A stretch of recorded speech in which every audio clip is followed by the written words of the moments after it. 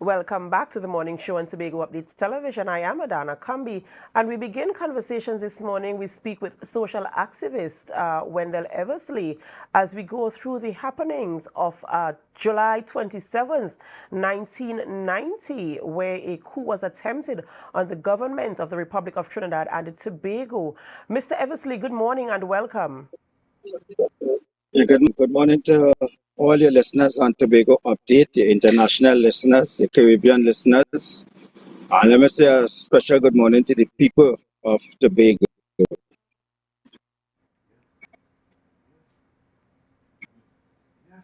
We are happy that you can join us this morning, and we just want to go through the conversation this morning about, Hello? that dreadful day You on hear me? July 27th, 1990, 34 years ago. And, we just want to go through the paces as events unfolded. I have a few memories myself, but because I know you were actually in the public gallery for the first time in your life, you were there. And so I want to know what it was like for you being there when this whole thing was unfolding. What were your emotions like? What was the feeling like and the atmosphere in there for your personal experience where this is concerned? Well, first, I would say that right now I'm preparing myself again. Yesterday I was in Tobago for on the eve of the anniversary, which I do every year, one in Tobago and Trinidad, because it was an attack on Trinidad and Tobago. And the anniversary is on Saturday, where I also will be working from 5 a.m. from a remote dial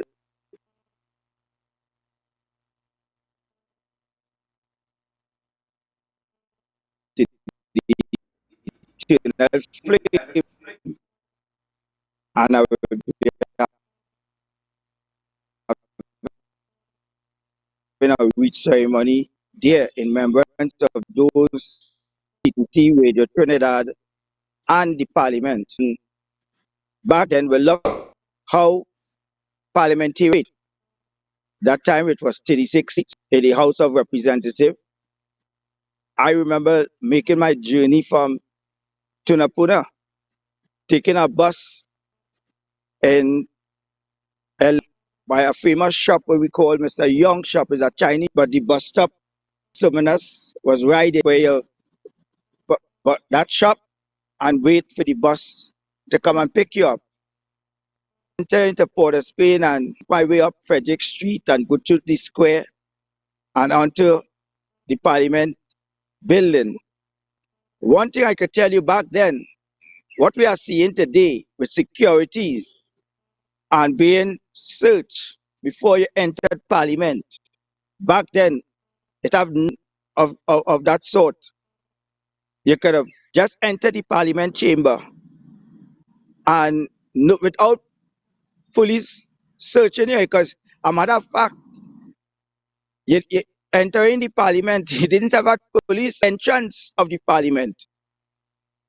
I remember that day, when you enter inside the Parliament, you would see two police officers dressed in white and blue, and that's all. And then that day at 1:30, I could recall also too that the Prime was not in the chamber that time.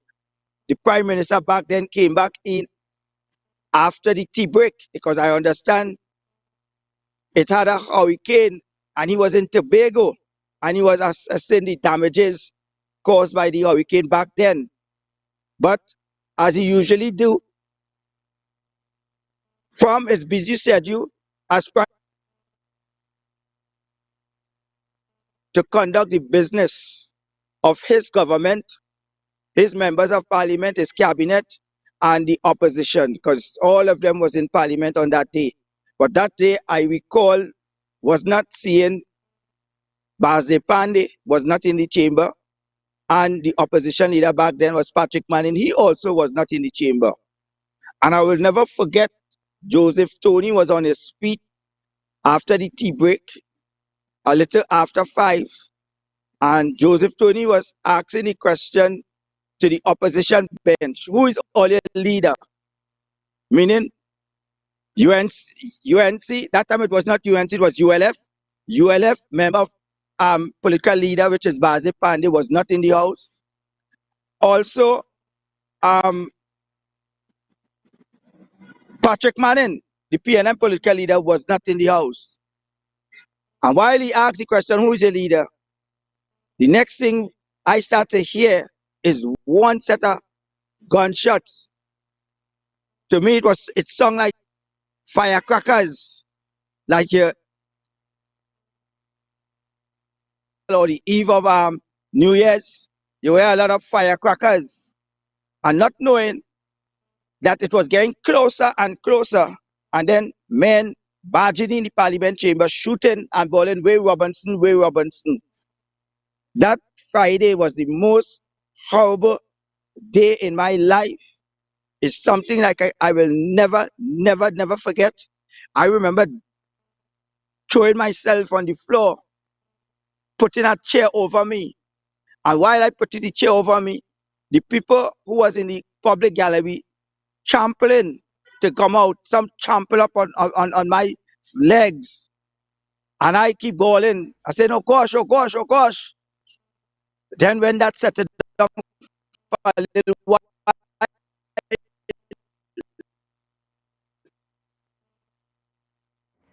Mr. we Eversley, hearing a voice telling us, viewers, there "Get up might be a little bit in of the public connectivity gallery." issues, of course, as you know, we're dealing with technology, and so sometimes it fails us. Mr. Eversley is on the outside, speak with us this morning as we go over the events of 1990, and as you might have seen on our screen, there were some images, footage rather, of what took place there in 1990, and of course, it brought back some, some. It was kind of nostalgic for me in a negative way because I'm seeing, where people are standing there and they're very apprehensive and wondering what is happening. What we were seeing there simultaneously while Mr. Eversley was speaking was the first set of gunshots ringing out, and of course, persons wondering what is happening, and of course, trying to figure out what should they do at that point in time. Mr. Eversley, you were talking about having to cover yourself with a chair, taking cover under a chair. And of course, people are trampling because they're trying to run for safety, not knowing what is happening, and finally coming to the conclusion that these are gunshots. And so people now are trying to preserve their lives with life preservation mode at this point in time. And here you are crying for help, and people are scampering for their lives. I mean, it must have been some type of, it must have been really emotional for you in there after the events unfold and you realize, okay, here I am, I'm still alive. What was that feeling like for you? And even till today, because it must have been traumatic being there. I remember as a child even seeing some of these things unfolding on the television. For me, it was traumatic and I was not even there. So how, in terms of dealing with the trauma of what happened, how are you doing in these times? It's something that will live with me until I die. And especially the month of July, it will be the most difficult period for me in my whole entire life. Knowing that I was a human shield in the parliament, instead of them telling me to go, they say, "Go back there." And the tone and the voice they speak to me, commanded me to go back there. I don't want to say what they say on your television, but they curse me. Then, knowing that I have to take instructions from two persons, gun pointed in the back of my head, going from room to room, opening windows for terrorists, a group of terrorists to enter our parliament chamber. At that time, I didn't want to open any more windows and I was beating on my head. I get a scar in the middle of my head, blood running down my face.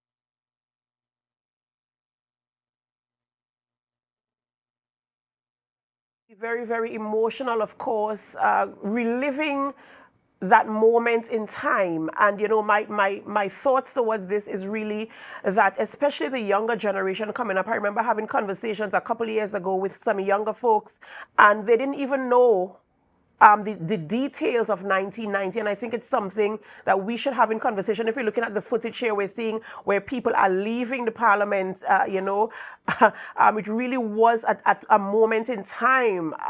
It was a moment where the entire nation stood still, the entire nation stood together, because we're talking about human lives. We're talking about preservation of life, and something that has never happened in Trinidad and Tobago before happening here. And people are just trying their best to stay alive and not to upset what we would call, what Mr. Eversley is referring to as terrorists, a terrorist act on the government of the Republic of Trinidad and Tobago. People are just trying to preserve their lives. And as I was saying, I remember having conversations with a younger group of people and not having the details about the events that took place there on July 27th, 1990. And I'm thinking that this is something we really need to try to educate the younger generation about. There are things in our history that we have to talk about, that people must know. They must be a part of the conversation where this is concerned. And unfortunately, we have some technical issues and we are unable to stay on the line with Wendel Eversley this morning, because one thing I wanted to talk about is how do we deal with the trauma? How do people get closure? Because there are persons who still have unanswered questions where this is concerned. What do we call justice for this act? And have we moved on from this? It seems as if it's life as usual, but have we moved on? There are so many persons who are still dealing with the fallout of 1990. And, the question is, what do we do as a nation, as a country, as a people to help those who are still, suffering? When you hear some of the reports, that people are still trying to deal with the effects and the trauma that took place there. I remember, as I said, I was just a small child when this happened, and I could remember exactly where I was, what I was doing when I first heard the news. I heard it on TTT back then, it's still very, very clear in my mind. So I know for certain, for those who were there in the parliament, it must have been very traumatic, thinking I am going to lose my life today, coming out alive and just wondering what on earth did I just experience 34 years after. And so we need to have those conversations. We need to find ways to bring closure to the situation, and of course for people to heal and for the nation to heal and to move on. Mr.